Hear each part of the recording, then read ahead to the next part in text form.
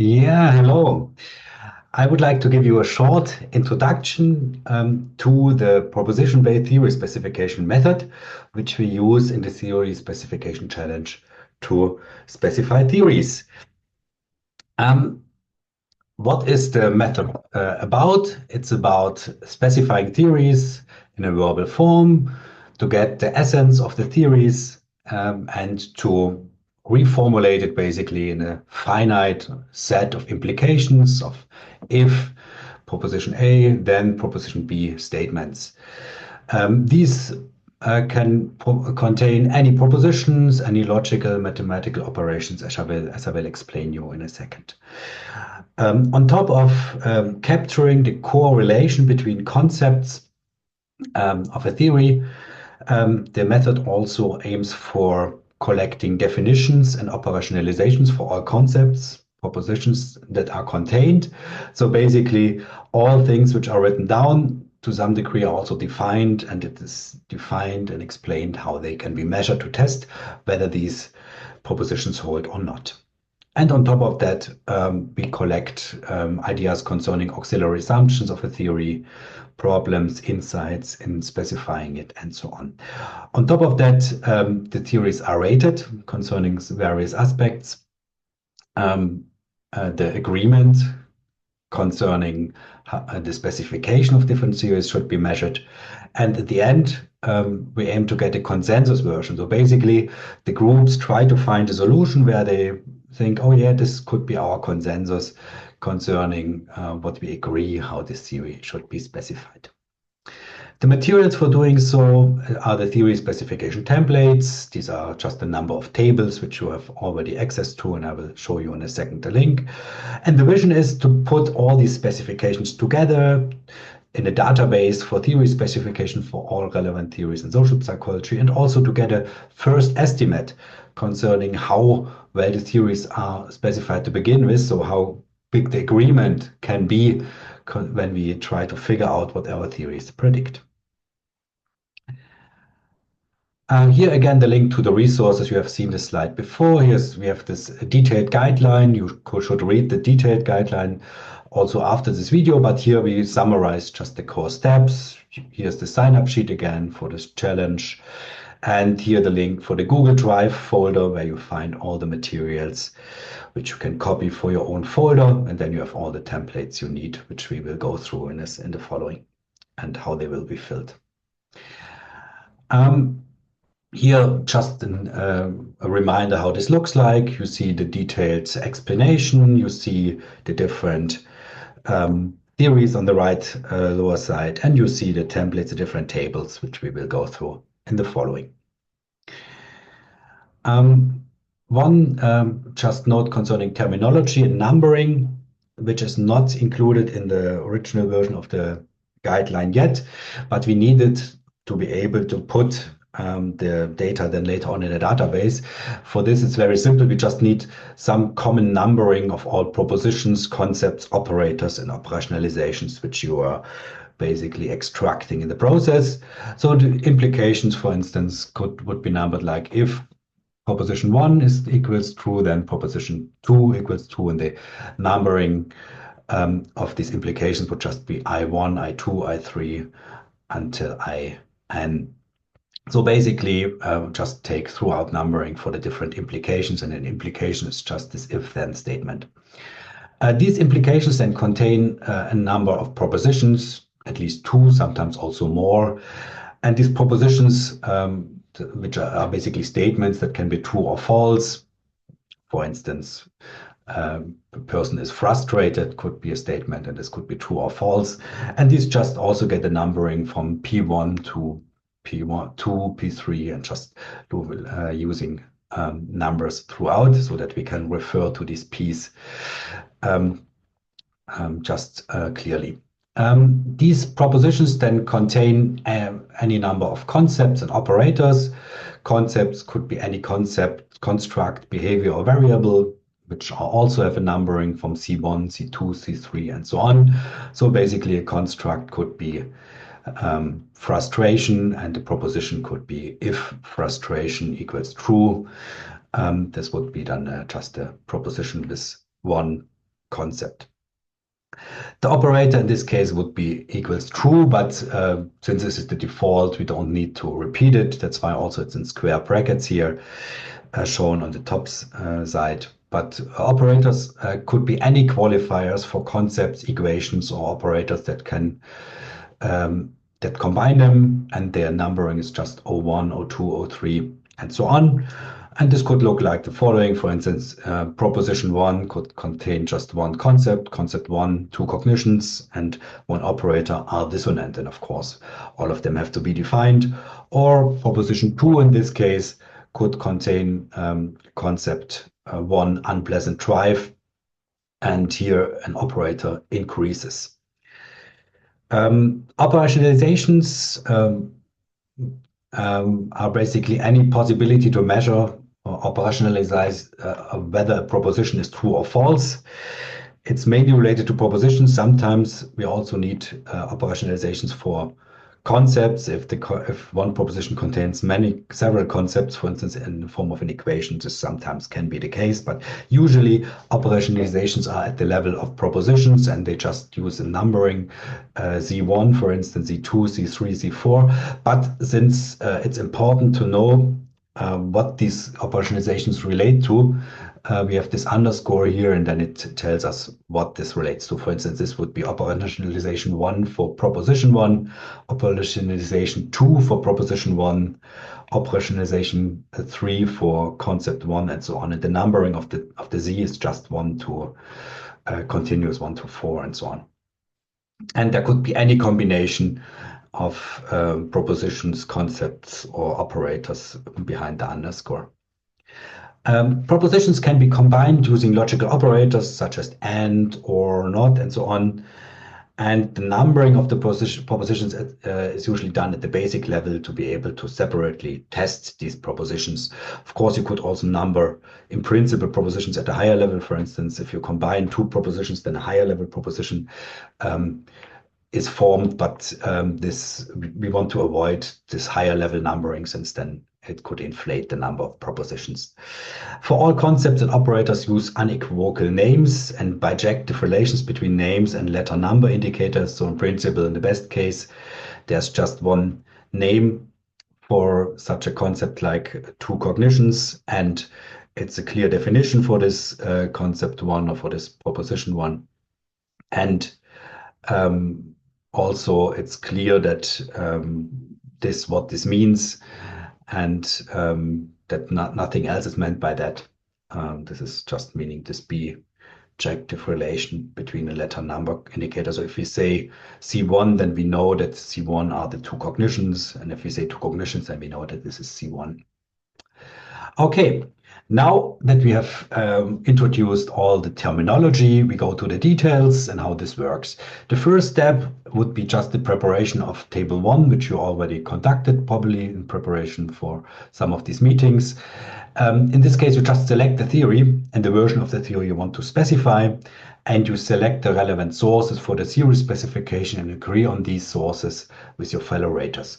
Typically, you need dyads of people for doing the whole procedure. So 2 people is good, 4 people is good, 6 people is good, because as you will see in later steps, always dyads will find some kind of an agreement assessment. But yeah, so we now go through this first step. What will you do? For instance, you want to formalize the original version of frustration aggression theory. You've figured out with your group that you want to do this. You have the original formulation. A source, you have figured out a handbook chapter by Breuer and Elson, which just writes, for instance, that the original formulation of frustration aggression hypothesis by Dollard et al. Stated that the occurrence of aggression behavior always presupposes the existence of frustration, and contrariwise, that the existence of frustration always leads to some form of aggression, and so on. So this is just a description. Here are the core concepts, which are frustration and aggression, and there's a relation between them which can be captured. But in principle, first, put in table 1 what you want to do. So here the red parts are the ones which are included, the dark parts, the black parts are the ones which are already in the templates. Frustration aggression theory, original version by Dollard and Sears, should be formalized. As sources, we have selected the source here with a DOI code. Usually there would be another source, but for simplicity, we stick with this one source here. And we have the pages and lines, so it's relatively condensed, described from page 1, line 18 to page 2, line 16 in this source.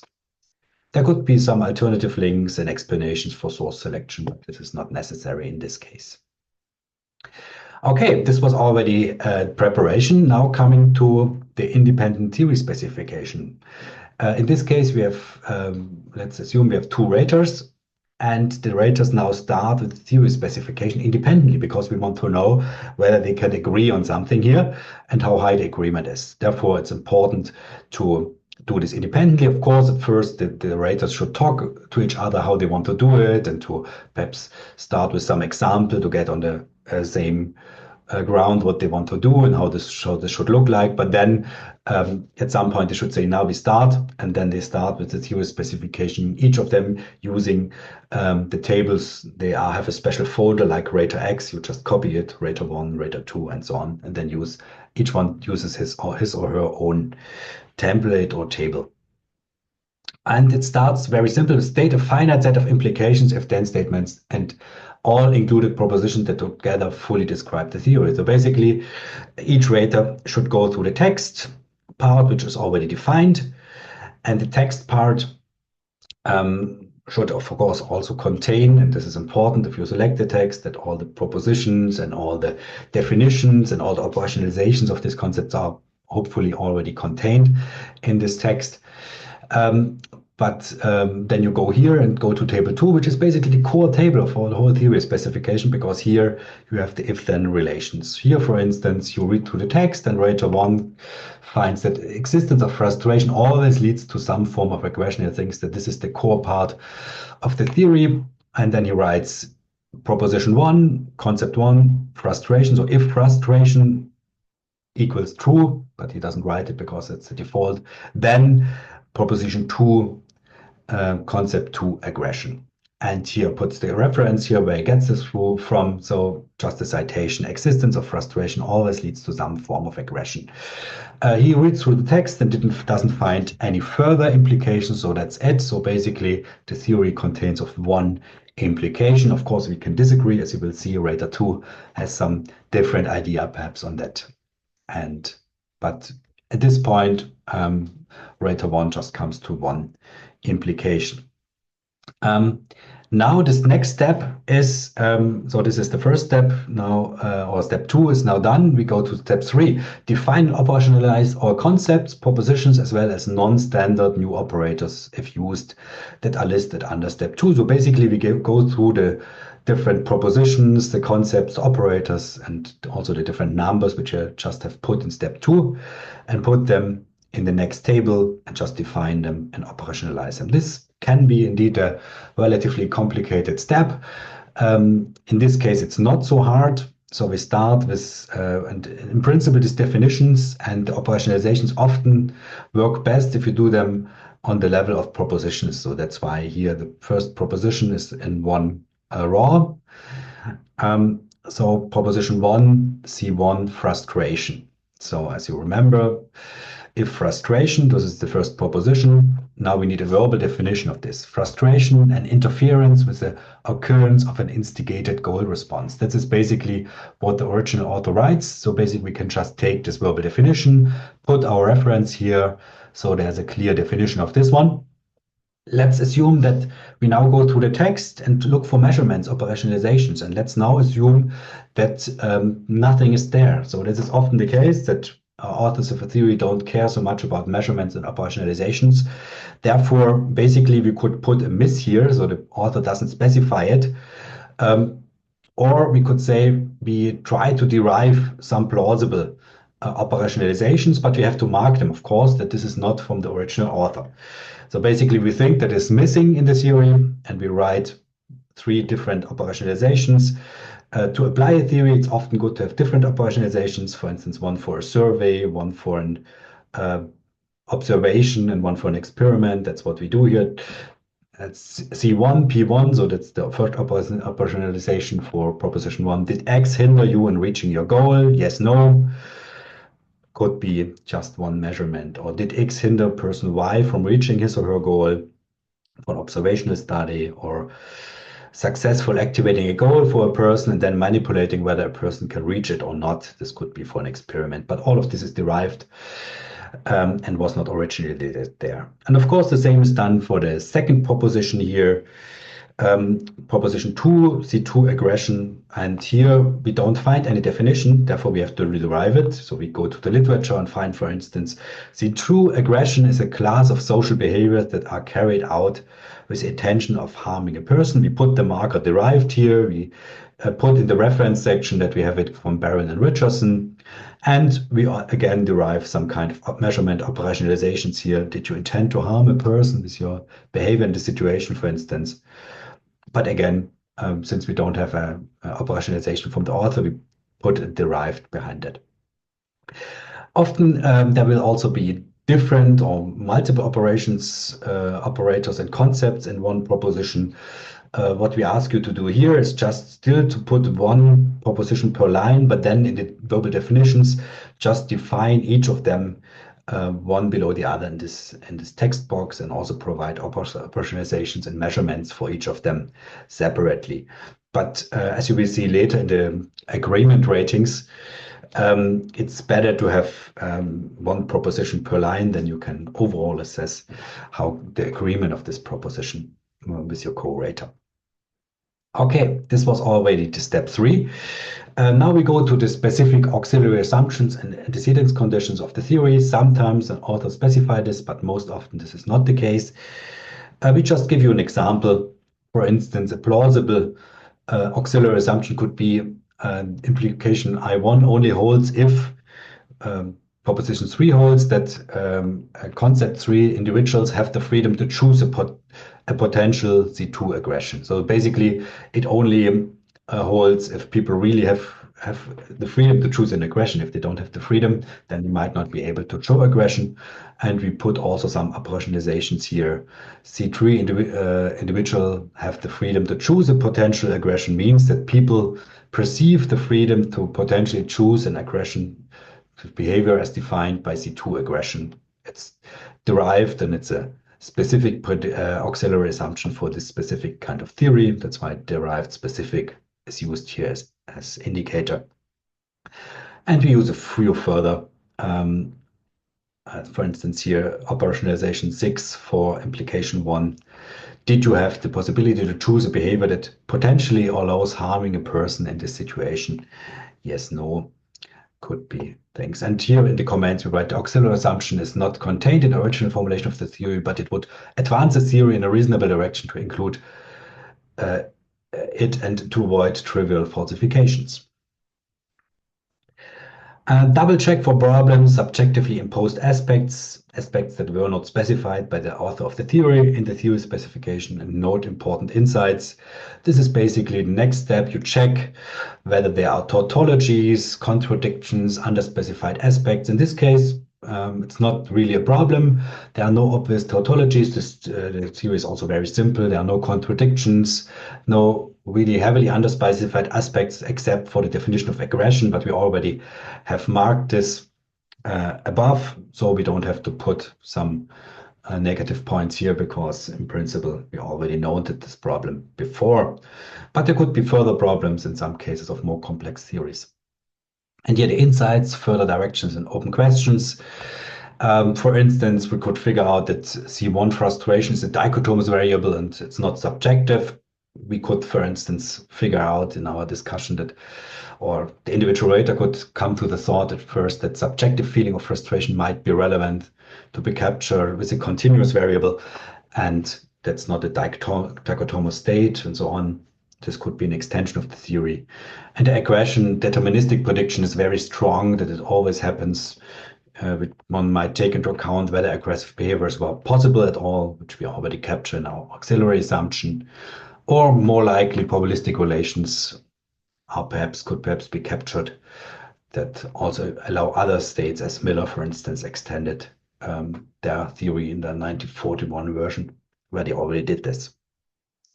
Okay, this was already the theory specification by the raters. As a last step, each rater rates the theory independently. And we wanted to have this also to be able to basically measure some agreement between the different raters.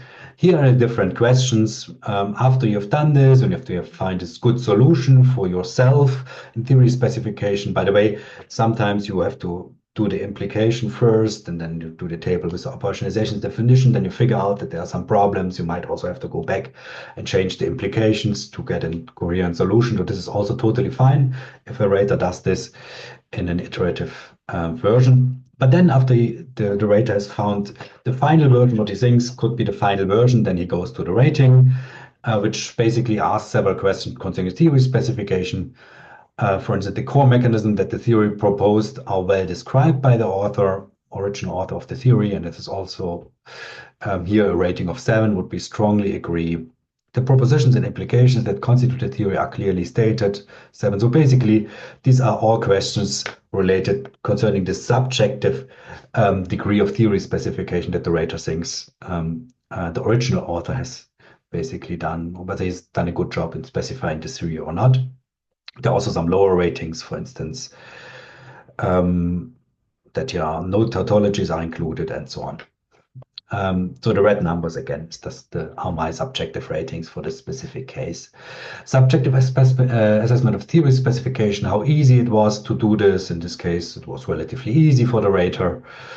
And also to derive the definitions and the operationalizations was a bit harder, but not so hard. Some ratings of complexity concerning the theory, the ratings are relatively low. So how many implications are included in the theory? How many lines are in table 2? Just one line, one implication. How many concepts, propositions, idiosyncratic operators are contained in the specification? These are basically the lines in table 3. And remember, I told you that the propositions are basically each line. So basically the number of lines should be added here, which are just 2, which just is another indicator for complexity. And generality, so how general is the theory, could be rated here. For instance, in this case, it's very general that can be applied for different situations and persons, and there are no boundary conditions that reduce the generality and so on. The precision of the theory is quite precise. The then component clearly specifies what should happen. And here, the uniqueness of the predictions. Theory makes many predictions that differ from predictions of other theories I know of. This is, of course, a subjective rating and depends also a little bit on your knowledge of the different theories, but you can try to do your best to get a whatever valid rating. The other rater does the same thing as well, so that you come to 2 different versions of this rating and also of the theory specification basically defined so far. This is basically the end.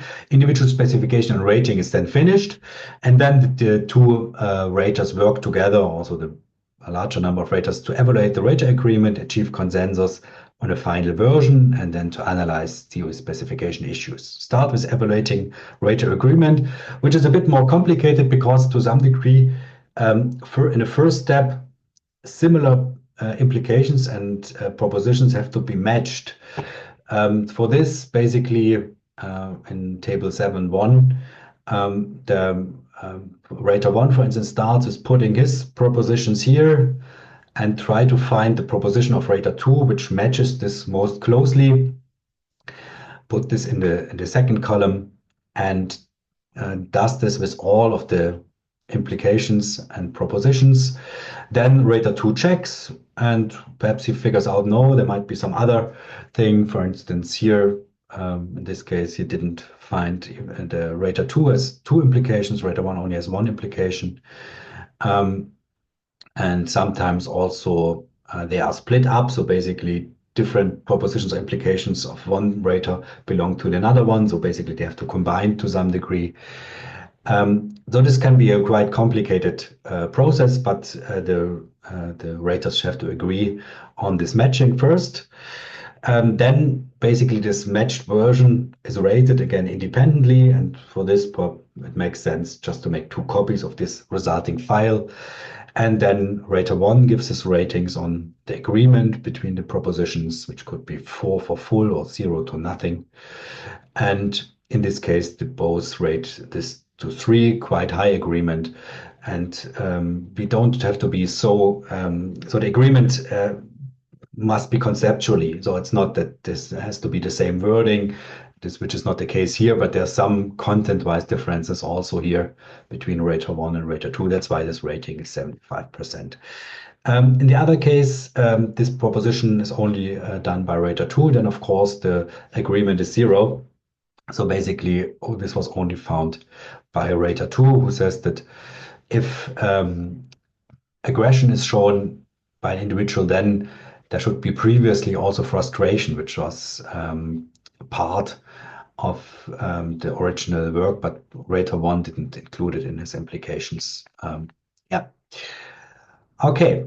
So then we have these ratings, and of course, this is very interesting to see how high the agreement of these propositions overall is, but also how high the inter-rater agreement here is between the different raters. But that's why we need also the independent rating here. Then the same is done for the definitions and operationalizations. For this, it's a bit more complicated, but here you see, for instance, proposition 1, C1 frustration from rater 1. Here's the definition. Frustration and interference with an occurrence of an instigated go response. Here for rater 2, you see it formulated a bit differently, but in principle very similar, but he includes individual B.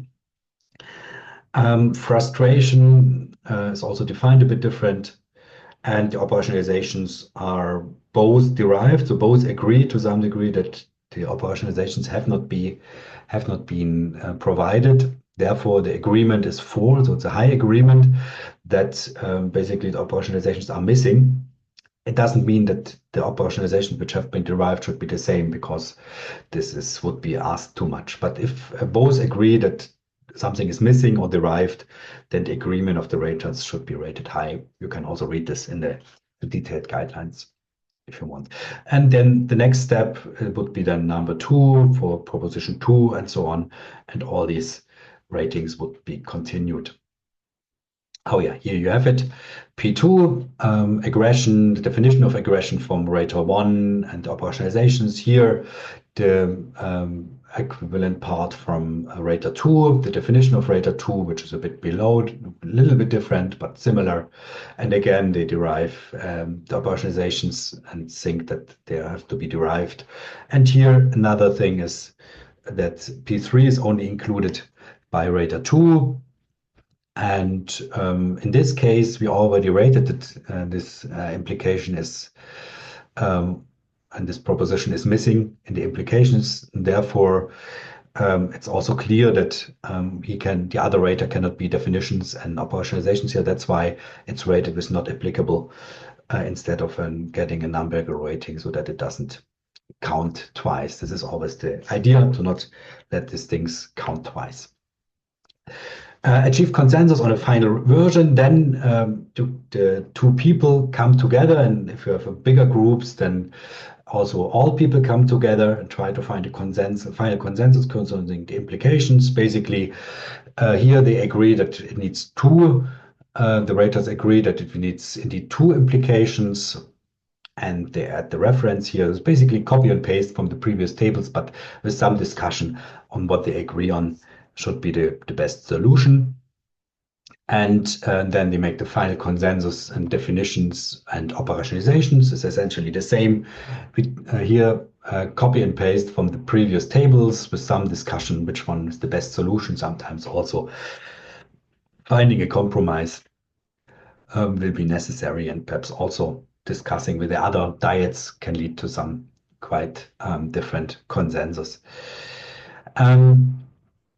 Then a final consensus concerning the auxiliary assumptions. In this case, I just copied the auxiliary assumptions from rater 1, because rater 2 didn't indicate any auxiliary assumptions. But of course, also here can need some discussion.